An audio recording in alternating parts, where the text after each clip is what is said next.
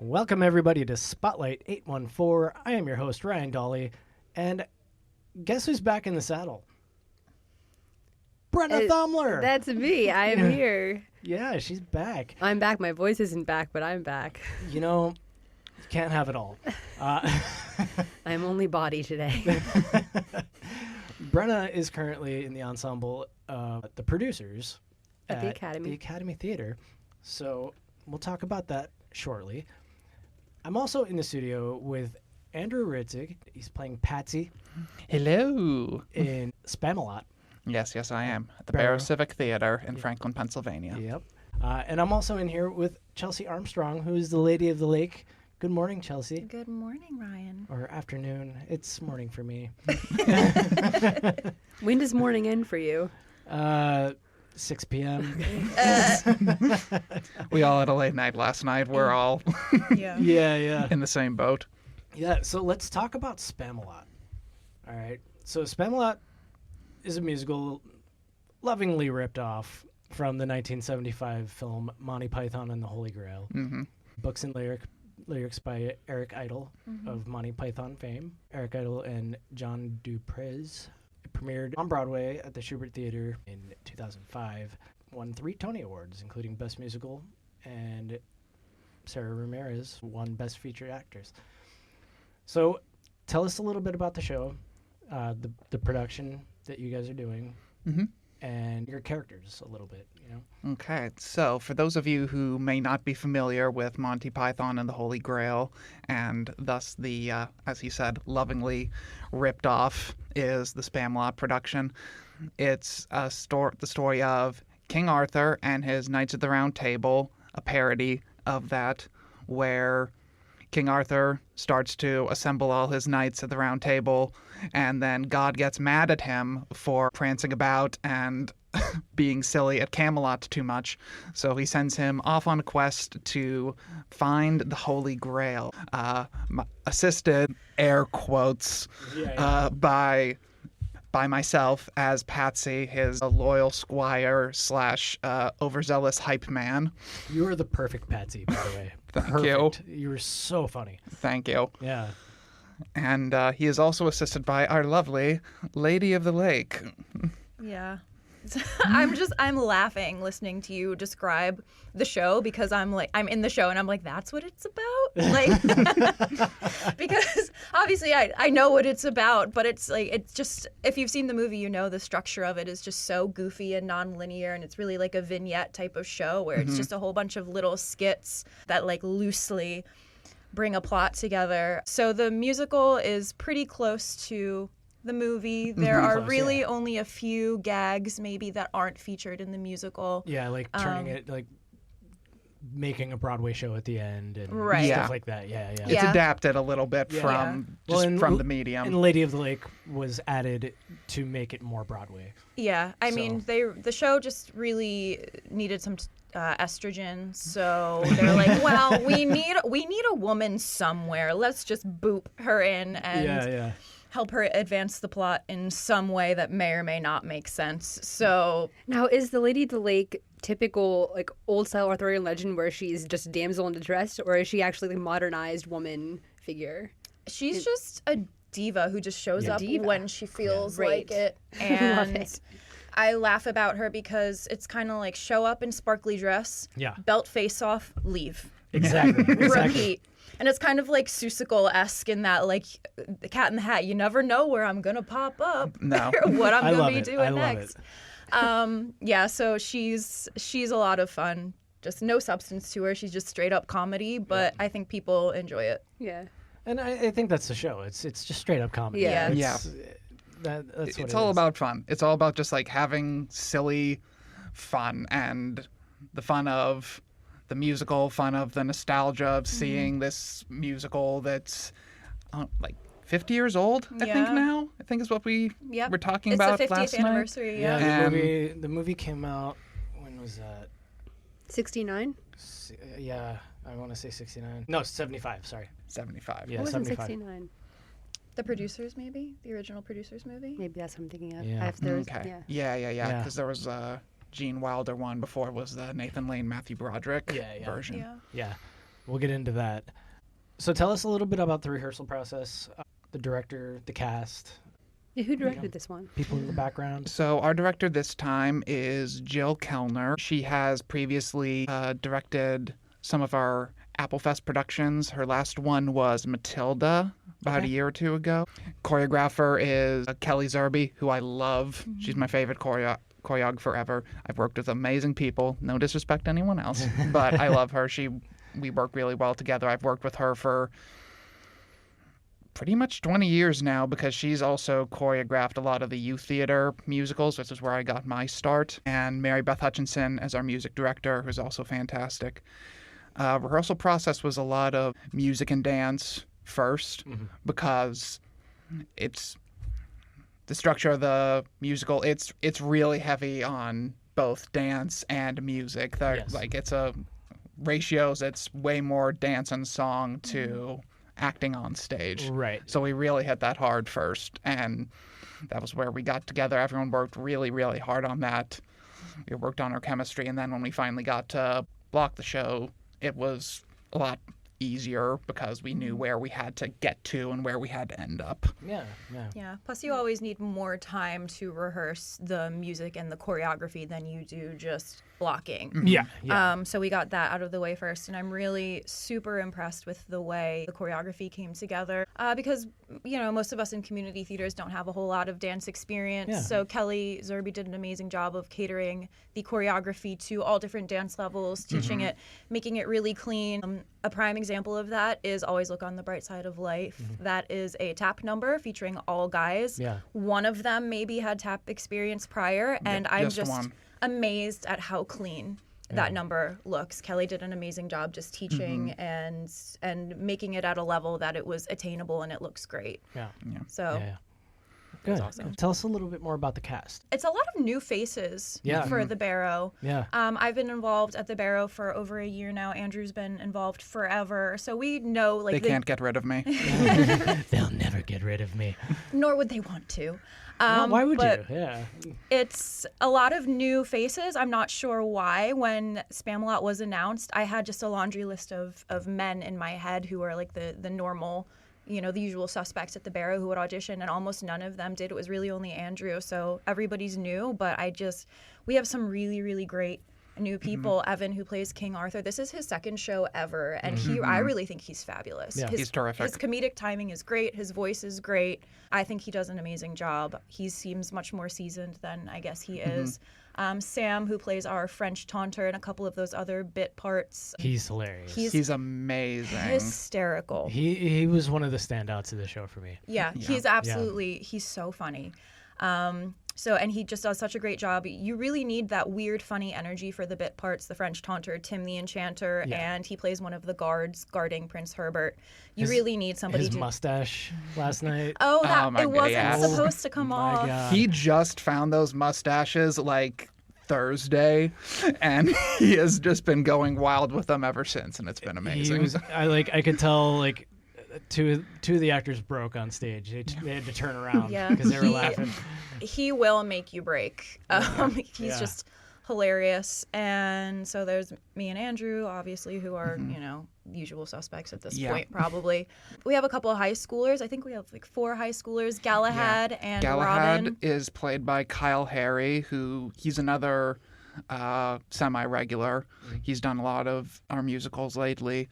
And Nate Boley, who I'm pretty sure Kyle dragged along to audition. They're friends from high school and choir and all that. Okay. And Nate is also barely inexperienced. I believe he said his last role was King Sextimus the Silent in Once Upon a Mattress, which Jeez. for The those of you who Silent. don't know, yes, silent. It's a role who doesn't talk the whole show. And now he's got his own he's in multiple numbers, he's doing his own dances, and it's great. Yeah. Yeah, he's really shown a lot of growth. And I'm not sure if any of the high schoolers who were in the cast had seen the movie before the first read-through. I don't think so. So Yeah. I can only imagine what was going through their heads. Well, yeah, like the movie. I mean, like the cast is so young, and like I would say like 95% of that cast was not alive when that movie came out. Yeah. No, So like maybe none of us. Maybe Gary.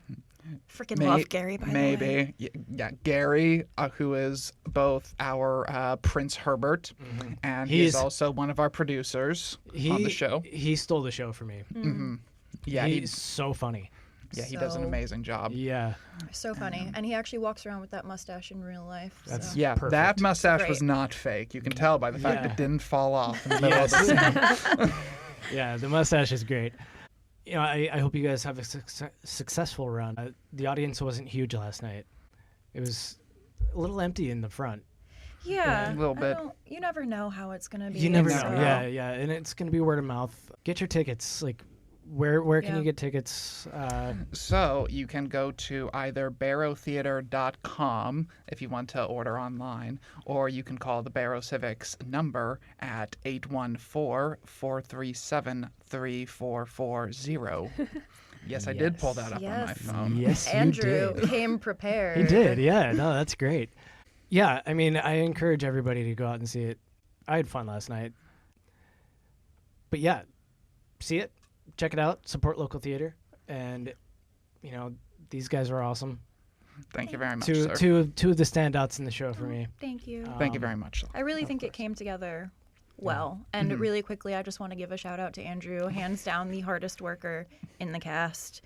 Andrew's not a big song and dance man, so I think he was a little anxious going into this production, but he's been incredible, and it shows, and everybody just loves him. You are the perfect Patsy. Thank you. Thank you all very much. You're very kind. And I will Yes. also now, I must give a shout out to Our Lady of the Well, Lake, yeah. who blows me away every single night. There was not a moment last night where she was not on stage where someone was absolutely losing their mind cheering over her. Your voice every is entrance, stupid. every It's song. stupid good. Thank you.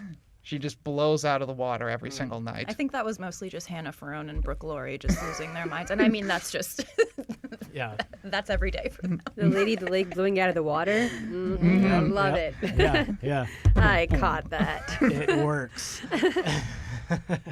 So awesome. Go see it. Check it out. Let's get into the producers now. Great. Brenna, Yes. you joined the cast a little late. Yeah. Because of I Bat feel Boy. so guilty about it. I mean, we were in Bad Boy. We had Yeah. Julia Kemp, the director, amazing Julia. She was so kind to let me in the final hour to be able to tap dance for Hitler. Yeah, I was doing Bat Boy up until the weekend before producers opened. So Oh, wow. it's crazy. But Never could have told from. I would not have believed that from. You will look so sharp up there. It was great. Thank you. yeah. Yeah, I mean, again, film to show adaptation. Yeah. Amazing talent. We have Lee Scandinero as Leo Bloom and Chris Seeley as Bialystok, Adria Arbanovitz as Ula, Mitchell King is the Nazi playwright, Yep. Franz Liebkind. Seamus is our Nazi soloist, Mike Seamus Clerkin. Yep. It's just a really, really wonderful cast, and it's so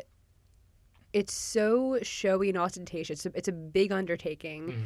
And Julia has been talking about how this is one of her biggest things yet that she's done, and she's had to put a lot of work into it. And every night she was always like, "I thought I was done, and there's still more to do. It's there's always more coming." But everyone's been really, really determined to make this show great, and yeah, I'm so happy to be part of it. The photos look awesome. Yeah. Oh the my set's gosh. great. I mean, everything the Academy touches is just, it looks incredible. Yeah. Production design is just like top notch. Yeah. Yeah. So The Producers was first released as a film written and directed by Mel Brooks, starring Zero Mostel as Max and Gene Wilder as Leo. That was 1967. In 69, Mel Brooks won the Academy Award for Best Original Screenplay for a film. 2001, Brooks adapted The Producers into a Broadway musical, lyrics and music by himself. And in 2001, the musical premiered at the St. James Theater in Broadway, starring Nathan Lane and Matthew Broderick. June 2001, The Producers won 12 Tony Awards, setting a record at the time for the most wins by a single show. And it became one of the highest grossing Broadway shows of all time, and tickets were extremely expensive and hard to get. And then a successful West End production opened in London in 2004. And then a film adaptation of the musical version with Nathan Lane and Matthew Broderick in 2005. And then 2025, a successful production opens at the Meadville Academy Theater. So After all that time. After all Look that where we time. are. Look at us. Look at us. Who'd have thunk? Yeah. So talk a little bit about, your process, because you were there for, you were doing Bat Boy shows during the weekend and then rehearsing during the week, learning dances on your own. Yeah, I had to learn everything by video. Yeah. Thankfully, there's a Facebook group, and they post all their videos from rehearsals, and I learned pretty much everything from that. I had wonderful friends in the cast to talk me through any edits that were made or proper formations and stuff. It's probably the most complicated dances that I've done in a show yet. Yeah. And again, we have a lot of dancers who don't have as much experience as I do, but they showed up. Yeah. Again, a lot of males who have never tapped dance before, and they worked so hard. Yeah. Garrett Boslow and Robbie Brown worked so hard on those tap numbers, and you guys are doing great. I'm so proud of you guys. Yeah. They're definitely movers, not dancers. Strong mover. Strong mover. And there's nothing wrong with that. Yeah. You know? No, for sure not. Like, I'm the same way. It's, you give me enough time with it, I'll learn Right. it. Yeah. And it'll look good. But yeah. Oh, I am such a slow choreography learner. It's embarrassing, Me too. honestly. Me too. So the videos, we do the same with the Barrow, and that's just so helpful. Yeah. How many guys, or how many people are in your cast? It's a big over cast. over 30, well Wow. over 30. Yeah, we have a pretty That's big awesome. ensemble. So when you guys do auditions, do you end up cutting people normally, or do you normally? It depends on the show. I mean, Yeah. usually yes. Yeah.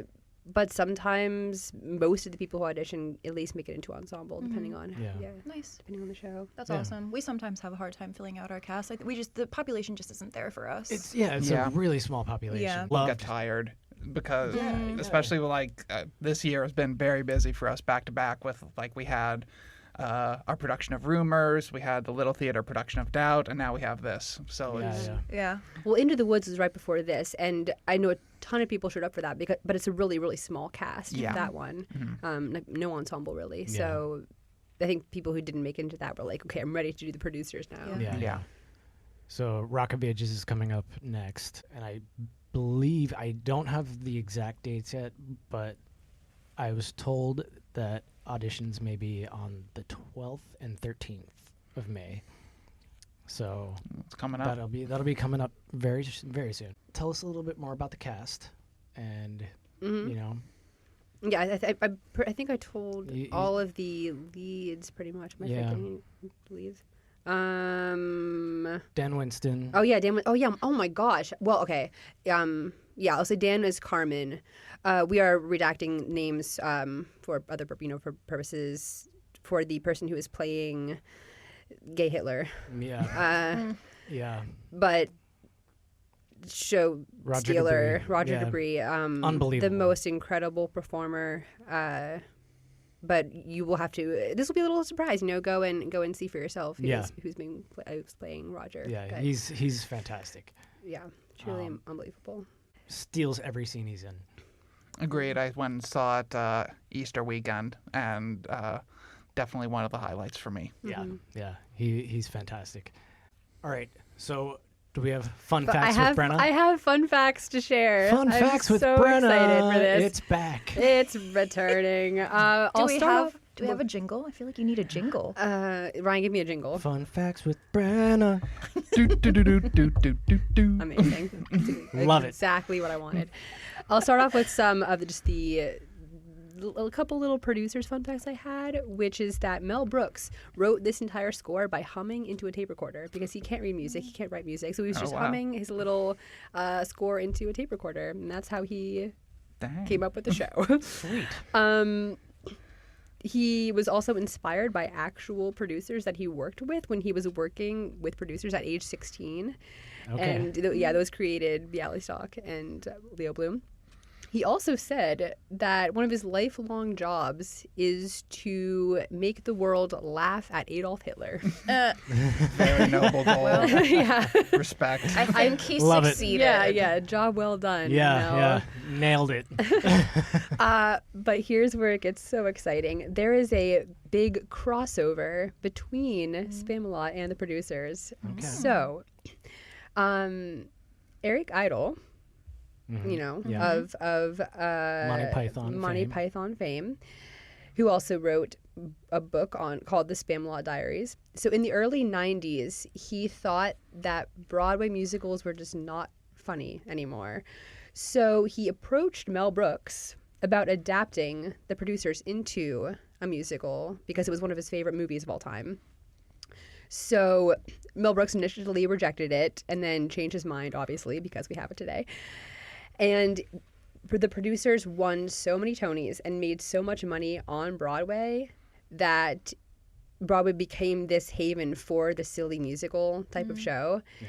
And because of the producer's success, that encouraged Eric Idle to adapt Monty Python into Spamalot. Yeah, that's crazy. Thank you, Mel Brooks. Yeah, right? Thank you, Mel Brooks. Crazy. So, Eric Idle, he worked on Spamalot for 2 years with absolutely no input from any of the original Python people. Yeah. And so he worked with his composer. He wrote songs. He made a demo CD, sent that to the original troupe. Right. And that's how they found out that this musical had been in production for 2 years. And they had extreme reservations about turning the movie into a stage musical. They didn't want other people saying their lines. They didn't think it would be held to their standards. But they felt guilty because Eric Idle was 2 years into this. Oh my God. And they're like, at this point, I don't know if we can say no. Right.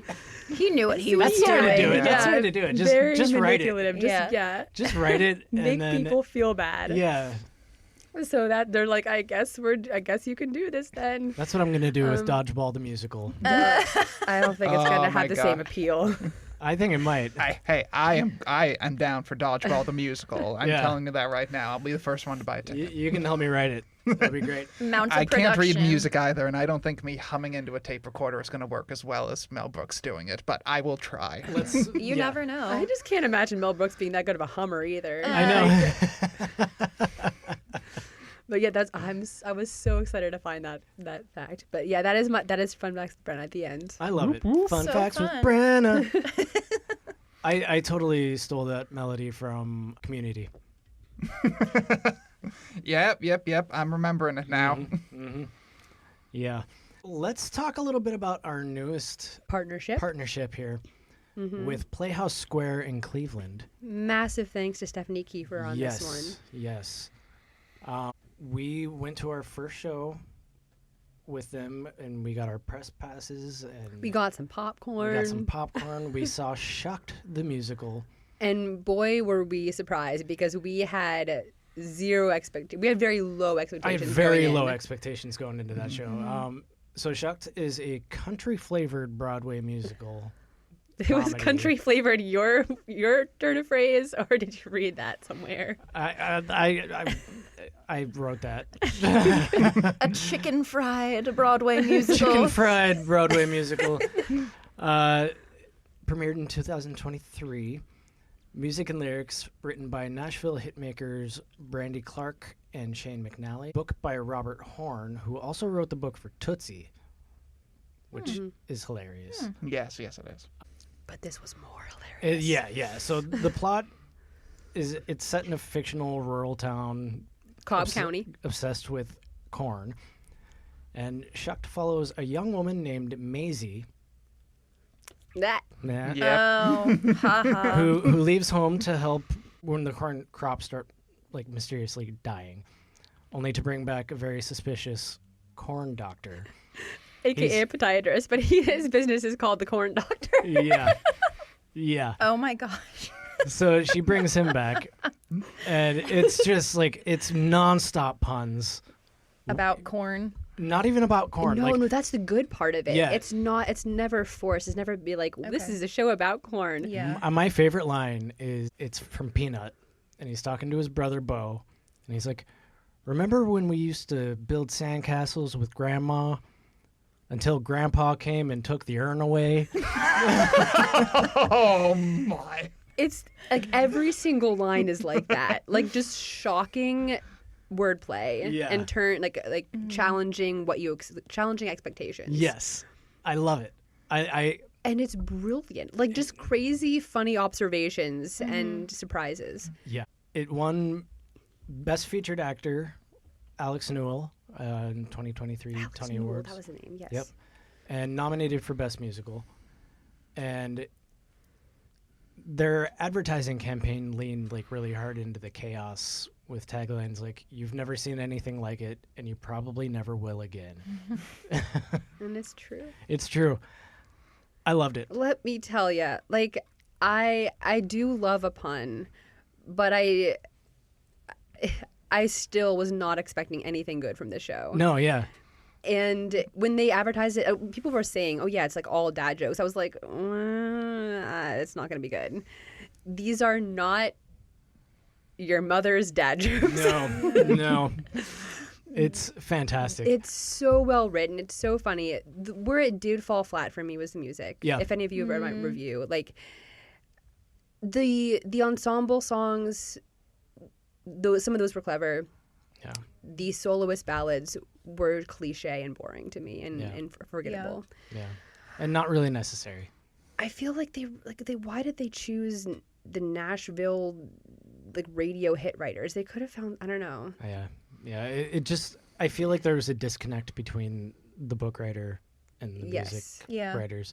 Yeah. And that's the only clash that really bothered me. I've been kind of finding myself disappointed in general recently with the brand new Broadway musicals that are coming out. Like I listened to The Great Gatsby cast recording and The Outsiders cast recording, and I was like, what is this? I haven't listened to either of those. I haven't listened either. Yeah, I mean, some people really love them and say that they're fantastic on stage, but I listened to the cast recordings and there was just no originality. The Outsiders to me just sounded like it was trying too hard, basically, to be Broadway and Outsiders. I don't know. So the unfortunate thing is that people feel like they can get away with a lot. They're like, we're going to sell tickets regardless. Based on the title alone. Yeah.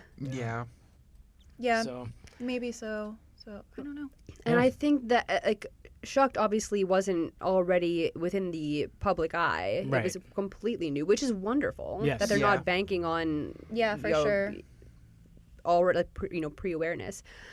And clearly they rose to success based on the book. Yeah. And not the music. And you know what?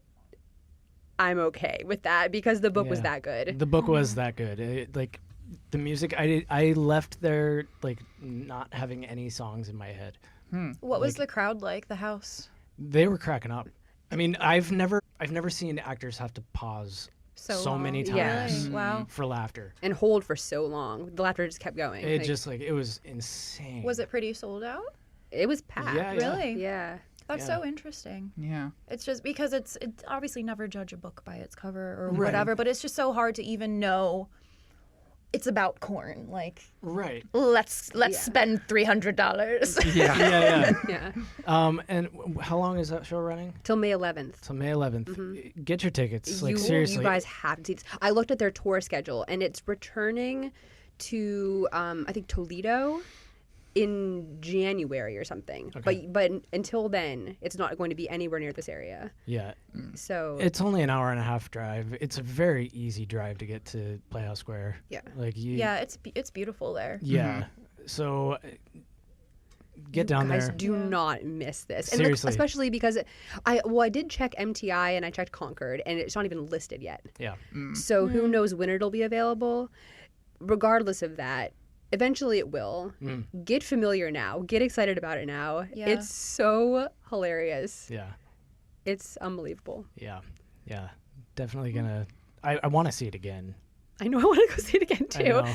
And you know what's also important is that the cast was brilliant. Yes. The two narrators especially. Yeah. And with a little bit less enthusiasm from them, it would have fallen flat. Yeah. And so, you never really know what the cast you're going to get is. Yeah. So see it now with this cast.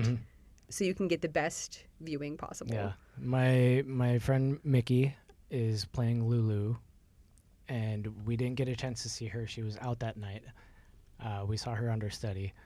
Who played Fiona when we saw Yeah. Shrek. She was fantastic. Mhm. She was fantastic. Mhm. But I want to go back and I want to see it with Mickey in it. I worked with her on Carnival Cruise Line, and we were drinking buddies in the crew bar. So, yeah, they are fantastic, and really hope I get to see them. Okay, last thing we do before we take a little break. Ryan reads Reddit. We need a little jingle for that too. Ryan reads Reddit. Reddit, Reddit, Reddit, Reddit, Reddit, Reddit, Reddit. We just rip off the J.G. Wentworth jingle and put different lyrics to it every time. Ryan I'd reads finally Reddit. gotten that out of my head, Dum, Chelsea. bum, bum, bum, bum. Perfect. All right, this one comes from Am I the Asshole? This was 18 days ago. Am I the asshole for not saying excuse me while trying to get to my seat in the theater? I went to watch a Broadway show last month, but I keep thinking about this, so now I'm posting it. When it was sitting time, I was on time, almost early compared to other people. I found my row, and I told my mom, this is the row. There was a lady sitting at the end of the row, blocking my way to go to the seat. She had a big bag on her lap. I whispered, sorry. The lady was old, so I guess she didn't hear me. Then when I tried to go past her, she stopped me and stared at me. She didn't say anything, and I just looked back at her because I didn't know what she wanted me to do. And then just like, excuse me, but in the way kids say it when they're not sure if their parents want them to say the word. I don't know. Didn't understand her at all because my mom and I were standing there to check the row alphabet and said, this is the row. If I was sitting in the last seat of the row and people come to check the row alphabet, I get out of the seat so they can get in. I never stopped a person to make them say excuse me when I'm... This is very poorly written. It's very, very poorly written. Like, there's no punctuation at all. It's Reddit. What can you expect? Yeah. So, am I the asshole for saying sorry too quietly and not saying excuse me? And Reddit says, yes, you are the asshole. I say everyone sucks here. Yeah, I kind of Yeah. agree. But like, I think that this sounds like a guy trying to make excuses. Like, I said sorry. Yeah, sorry yeah. if it was too quiet. Like, the show hasn't started yet. Why are you saying it quietly? Right. Just say excuse me. How close to curtain were we? Like, Yeah. Yeah. So some of the comments are good. This one says, the lady was so old, I guess she did not hear me. Then, because my mom and I were standing there and said, this is the row. If she can't hear you, she can't hear you. There's nothing rude about speaking at a moderate tone in a theater before the show starts. Hopefully next time you'll be more confident to speak a bit louder when concerned someone is hard of hearing. Gentle, you're the asshole here. This one is soft, you're the asshole. You need to speak clear and also not start moving across people until they've indicated that they're ready to be passed. Which, yeah, true. correct. Yeah, I mean, if he was literally like stepping over them, her, yeah. And Yeah. it can take elderly people a while to stand up. Yeah, like, yeah. how- And if she's- dude. and if Like, she's got a big patience. bag, Yeah, yeah. like, And give this her a one- second. Give her some warning. Like, let her Yeah. know you're coming ahead of time. Yeah, like don't just like barge your way in. Yeah, Yeah. I'm going with asshole on this one. Yeah. Like, and I'm not even gonna say like soft asshole or what was the other one? Gentle asshole. Because even if I was my age sitting there on the end and I didn't hear the person say anything and they just start trying to come through, I'm going to be upset about it. Yeah, I'd be like, what are you doing? Like, just say something. Yeah. I guess I'm such a people pleaser. I'm like, Yeah. Same. I feel if you're sitting on the end of the row, you're going to be expecting, and I'm going to be watching out for people because I know people are going to be trying to come past me to come through their seat. So I guess I would just have like my head on a swivel and be anticipating that. Yeah. But still, like if somebody was just like, here I come. I'm just gonna taking my knees out, then all and right. sometimes people don't, like, they might be saying, like, is this our row? I don't know. And they're like, they might be standing there but not actually trying to get through. Right. So. Yeah. It just say excuse me. Also, I'd like everyone's to just get by now. problematic. Like, it's not that hard. Like, speak up, be anticipating. Like Garth used to say, excuse me, I'd like to get by now. To get by now. I'm glad you're here for that. The best movie. So good. All right, we're going to take a quick break. Warner Books coffee break. And it is Independent Bookstore Day. So get over to Warner Books. We're going to be right back. Where's the independent bookstore jingle? Independent Bookstore Day. Get your books. Get your coffee. Hooray. Ba-da-da-bum-bum-bum-bum. Can we rip off the Reading Rainbow theme song? Oh my god.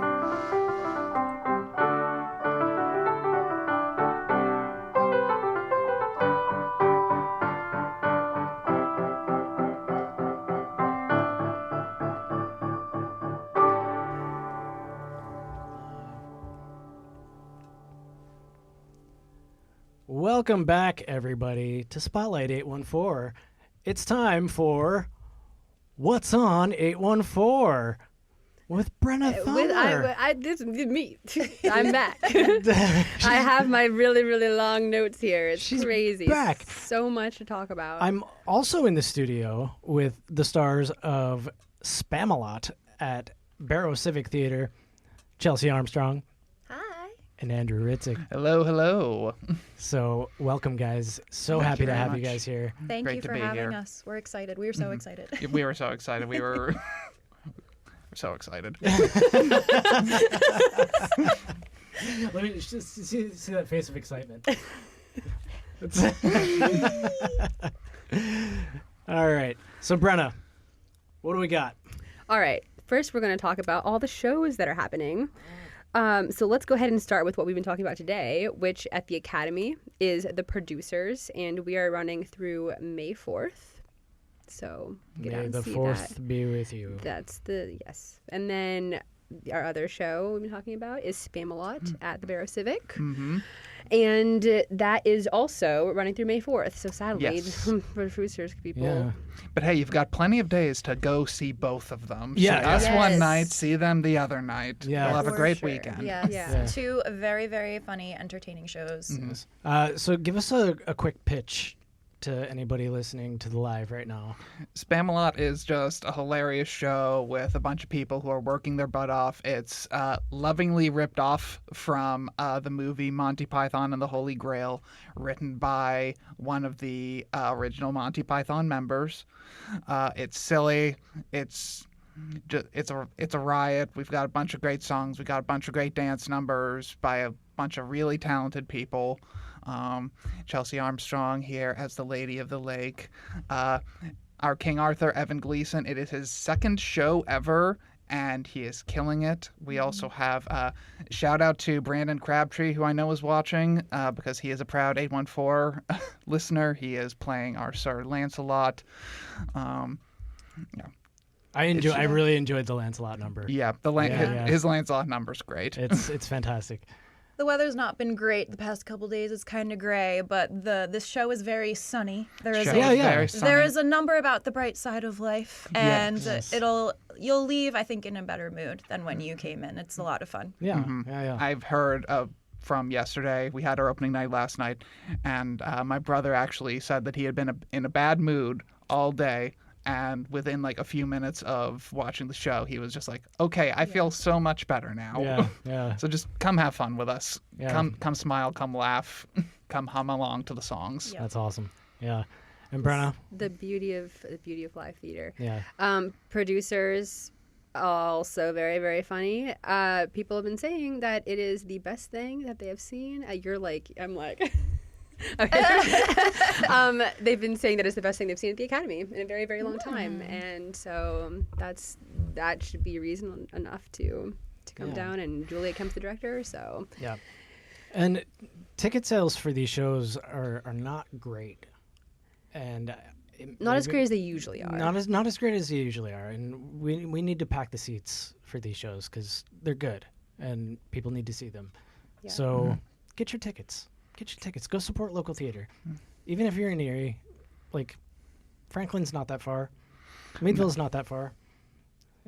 And go there are also reasons to see a new town besides the theater. Like come down and try a new restaurant, and then go see a show. Yeah, Franklin has lots of great restaurants and a really, really awesome antique and oddities shop run by our good friend Nick Hess. Love that place. Printer's cabinet. Yes, it's so cool. Definitely worth a trip. Your eyes will pop when you go into the store with just like the amount of stuff he has in such a small space. It always floors me. Yeah, it's just like sensory overload when I go in there. I love it. I know. And you ask him and be like, what is this? And he will let me tell you. Yeah. He'll know everything. You'll learn something. It's really cool. He has a story for everything in there. He knows the history of everything. Yeah. And it's amazing. Yeah. Go get your eyes popping. Yeah. All right. What else, Brenna? All right. So, that's just the beginning here. So, MCT at Meadville, 5 Lesbians Eating a Quiche is running May 9th through the 18th. Erie Playhouse is doing a devised show, Not Your Typical Dragon. Only tomorrow is left because it was today, like earlier in the day. It's a free show, free playtime show, so that you can see that tomorrow. And then also the Phantom Tollbooth Jr. is running May 9th through the 18th. PACA, Boys in the Band. Dates have changed. Make note of this. It's now May 1st through the 17th. Still 3 weekends, but it's shifted forward. And then 6, the teen edition, is May 16th through the 25th. I'm so excited to see 6. I've never seen it, and it's going to be great. Yeah.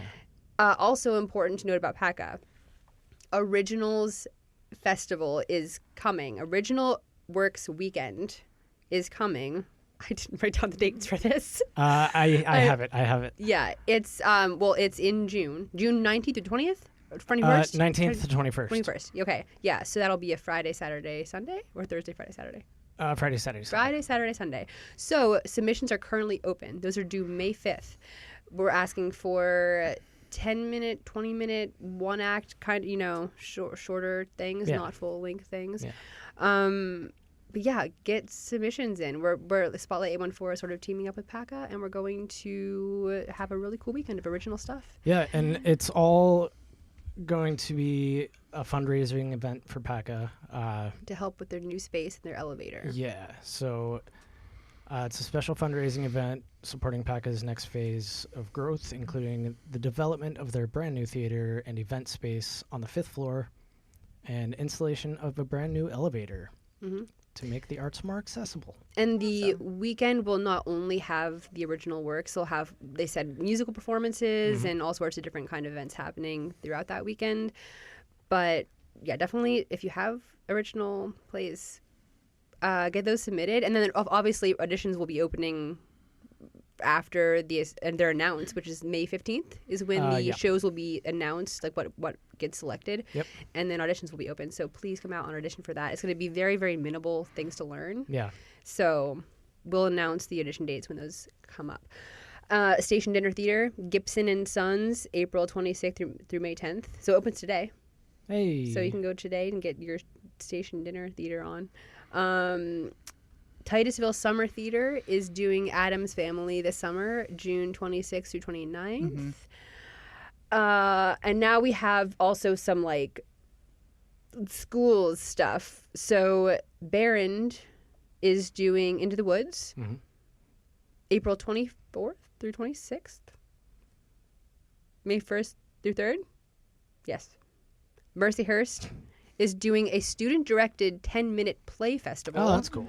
So they're, 10-minute shorts, not original by the students, but the students are directing them. Yeah. So that's, May 3rd and 4th. And then Gannon is doing Midsummer Night's Dream, June 15th through the 18th. It's part of their, like, Shakespeare in the Park thing. Yeah. And then finally, Mercyhurst, the MIAC, Aaron Tveit is coming May 1st, but tickets are not available. Like, you can get on a wait list, but I mean, good luck with that. It's probably no chance. I saw him last year. He was incredible. Yeah. He was incredible. Okay, high schools. Gerard is doing High School Musical May 1st through 3rd, and Fort LaBeouf is doing Mary Poppins May 8th through the 10th. So that's high school stuff. Now, bigger professional things. So the Warner Theater is doing Menopause the Musical too.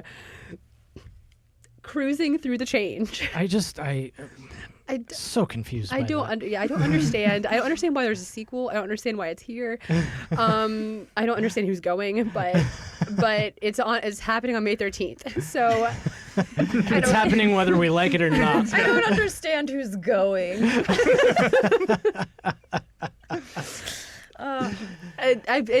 We have questions, Allie. If you enjoy it, I'm so happy for you. But maybe when I'm 50, I'll understand. Broadway by the Bay is happening May 22nd, and that is welcoming Les Mis actor Ivan Rutherford, who played Jean Valjean on Broadway. So you can get tickets for that. I think they're like $50. Yeah, maybe a dinner and maybe a show. I don't know. But you can see him. And then Ain't Too Proud is coming to the Warner on May 23rd and 24th. I'm excited for that one. That is typically on a Tuesday and Wednesday, their Broadway shows. This is on a Friday and a Saturday or something. Oh. It's like on a weekend. And then finally, as we have been talking about, we have our new partnership with Playhouse Square. And we saw Shucked. Incredible tickets. So good. It's so good. And that's running through May 11th. And then Title of Show, which is the name of the show, Title of Show, will be there April 25th through the 27th. And then Hamilton is coming to the KeyBank Theater June 17th through July 6th. So that's all the shows that you can see right now. Yes. Go see them all. See them all. But there are a couple more things I haven't mentioned. Oh man, my arm's getting tired. Hold it up. There's some camps like the Playhouse in Erie is doing a Create a Play camp. There are 3 different weeks for that. You can sign up for like one of the 3 weeks, and that's July 7th through the 25th. Those are for kids entering 1st through 10th grade.